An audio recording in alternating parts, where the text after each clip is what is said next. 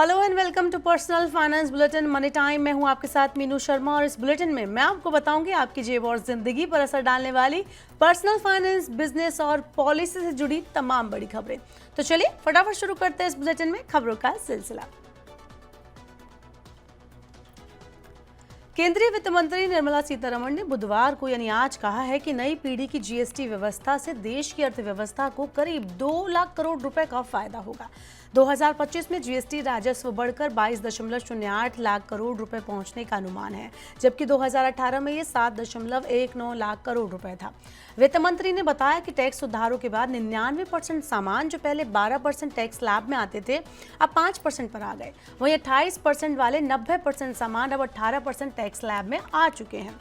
नई व्यवस्था में अब केवल 2 स्लैब रखे गए हैं। अब आम आदमी को इससे फायदा क्या हो रहा है? तो जरूरी सामान सस्ते होंगे, जेब में ज्यादा नकदी बचेगी, छोटे बिजनेस और एमएसएमईज को राहत मिलेगी। इसके अलावा भविष्य पर क्या असर होगा अगर उसकी बात करें तो लोगों की खरीद क्षमता बढ़ेगी, यानी खरीदारी करने की जो कैपेसिटी है वो बढ़ जाएगी, रोजगार के अवसर बढ़ जाएंगे और भारत की निर्यात क्षमता मजबूत होगी।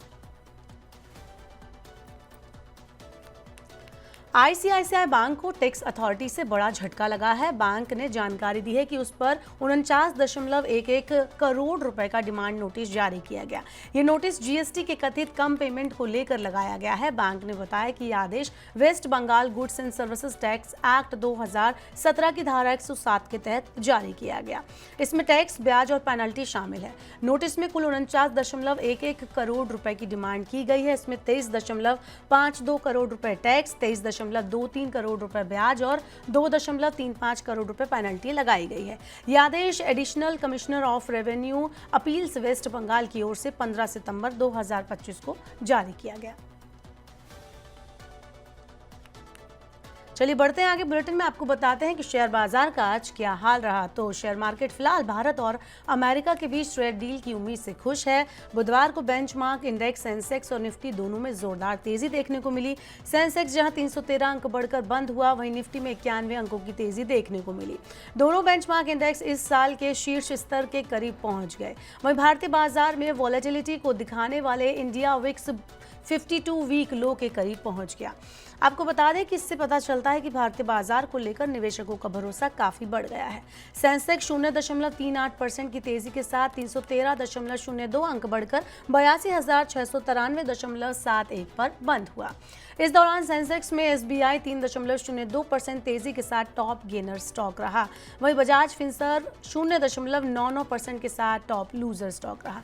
सेंसेक्स की तरह निफ्टी की बात करें तो निफ्टी में भी तेजी का आज रुख देखने को मिला। निफ्टी 0.36% तेजी के साथ 91.15 अंक बढ़कर 25,330.25 अंक पर बंद हुआ। इस दौरान निफ्टी में टाटा कंज्यूमर 3.99% तेजी के साथ टॉप गेनर स्टॉक रहा। वहीं एचडीएफसी लाइव 1.08% की गिरावट के साथ टॉप लूजर स्टॉक रहा। चलिए शेयर मार्केट के बाद देखते हैं अब गोल्ड सिल्वर का आज क्या भाव रहा। तो हफ्ते के तीसरे कारोबारी दिन यानी बुधवार को 17 सितंबर 2025 की बात करें तो सोने और चांदी के दाम जो है स्टेबल रहे और इसमें हल्की तेजी हालांकि देखने को मिली। अंतर्राष्ट्रीय बाजार की चाल और त्योहारी मांग का असर भारतीय बाजारों में भी देखने को मिला। यहाँ पर 24 कैरेट सोना 11,171 रुपये प्रति ग्राम पर आपको ट्रेड करता हुआ दिख जाएगा। वहीं इसके अलावा 22 कैरेट सोने की बात करें तो 10,240 रुपये प्रति ग्राम पर ये दिख रहा है। वहीं 18 कैरेट सोने की बात करें तो 8,378 रुपये प्रति ग्राम रहा। वहीं चांदी की अगर हम बात करें तो 999 प्योरिटी वाली फाइन चांदी 1,32,000 रुपये प्रति किलोग्राम पर पहुंच गई। त्योहारी सीजन नजदीक आने से सोने चांदी की मांग बढ़ने की उम्मीद है। बता दें कि कीमतें ऊंचाई पर रहने से गहनों की खरीदारी थोड़ी महंगी पड़ सकती है। हालांकि निवेशकों के लिए ये अब भी सेफ ऑप्शन माना जा रहा है। त्योहारी सीजन में जब लोग ऑनलाइन खाना ज़्यादा ऑर्डर करते हैं उसी टाइम पर प्लेटफॉर्म शुल्क और इसके साथ ही डिलीवरी चार्जेस पर टैक्स लगा दिया जाता है। इसकी वजह डिलीवरी चार्ज पर लगने वाला 18% जीएसटी लगातार ऑर्डर करने वालों के खर्च को अब बढ़ा देगा। आने वाले दिनों में ग्राहकों को ऑनलाइन फूड ऑर्डर पर ज़्यादा सावधानी से खर्च करना होगा, देख परख के ही खर्च करना होगा, क्योंकि त्योहारी सीजन शुरू होने से पहले ही इन कंपनियों ने अपने प्लेटफॉर्म शुल्क में बढ़ोतरी कर दी थी। स्विगी ने कुछ शहरों में प्लेटफॉर्म शुल्क बढ़ा बढ़ाकर 15 रुपए कर दिया, जिसमें जीएसटी भी शामिल किया गया है। वहीं जोमेटो की बात करें तो अपना प्लेटफॉर्म शुल्क इसने 12.50 यानी कि 12.5 रुपए तक कर दिया है, लेकिन इस पर जीएसटी अलग से लिया जाएगा। वहीं मैजिक पेन ने भी प्लेटफॉर्म शुल्क बढ़ाकर 10 रुपए पर ऑर्डर कर दिया है। बता दें कि 22 सितंबर से सरकार ने फैसला लिया है कि डिलीवरी चार्ज पर भी 18% जीएसटी लगाया जाएगा। अनुमान है कि इस बदलाव से जोमेटो यूजर्स को हर ऑर्डर पर करीब 2 रुपए ज्यादा देने होंगे।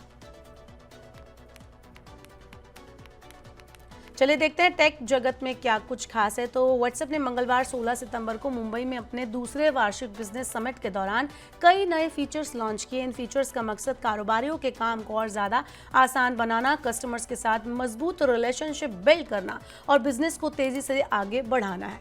व्हाट्सएप ने अपने बिजनेस ऐप में पेमेंट फीचर जोड़ने का ऐलान किया। अब छोटे कारोबारी अपने कस्टमर्स के साथ QR कोड शेयर कर सकेंगे और ग्राहक सीधे ऐप के अंदर सुरक्षित पेमेंट कर पाएंगे। इससे दुकानदार को अलग से पेमेंट ऐप की जरूरत नहीं होगी। बड़े कारोबारियों के लिए व्हाट्सएप ने इन ऐप कॉलिंग का भी फीचर पेश किया है। अब ग्राहक सीधे बिजनेस सपोर्ट टीम से व्हाट्सएप पर कॉल कर सकेंगे और अपनी क्वेरीज पूछ सकेंगे। शुरुआत में वॉइस कॉल की सुविधा मिलेगी और जल्द ही इसमें वीडियो कॉलिंग और वॉइस मैसेजेस भी जोड़े जाएंगे। बढ़ते हैं आगे और बताते हैं सैमसंग ने Android 16 बेस्ड One UI 8 को रिलीज कर दिया है। गैलेक्सी S25 सीरीज के लिए कंपनी ने इस UI को रिलीज किया है। कंपनी ने अब तक बीटा वर्जन को रिलीज किया था। One UI 8 का स्टेबल वर्जन फिलहाल चुनिंदा स्मार्टफोन मॉडल पर ही अवेलेबल होगा।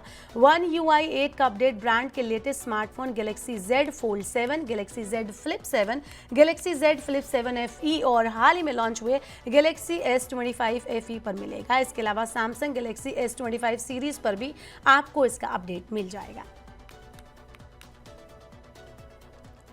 तो फिलहाल के लिए इस बुलेटिन में इतना ही। वक्त हो गया आपसे विदा लेने का। अब आपसे होगी कल मुलाकात।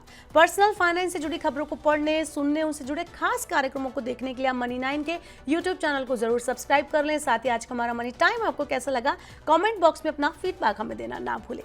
फिलहाल के लिए इस बुलेटिन में इतना ही। बने रहिए Money9 के साथ। नमस्कार, शुभ रात्रि।